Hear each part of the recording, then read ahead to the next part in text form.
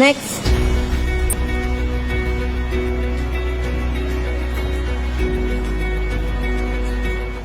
அம்மி, அம்மி.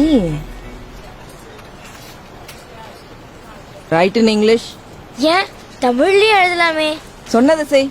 போமா அப்படி. ஒன்றும் இல்லாத தமிழை வச்சுட்டு உயிரை வாங்கிக்கிட்டு. Sorry madam. பாப்பா வா, நம்ம இங்கிலீஷ்லயே எழுதிடலாம்.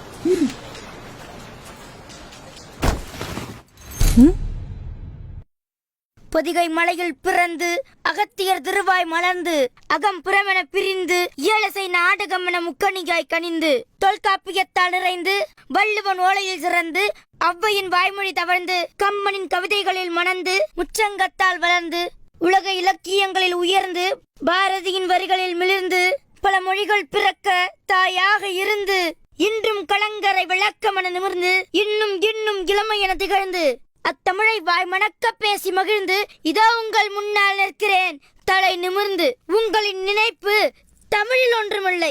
நான் சொல்கிறேன், என் தமிழுக்கு முன்னால் நீங்கள் ஒன்றுமே இல்லை.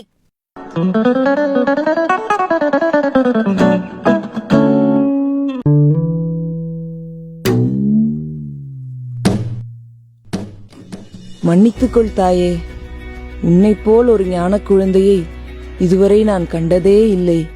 ஒற்றை குழந்தைக்கே இத்தனை பிரமிப்பா?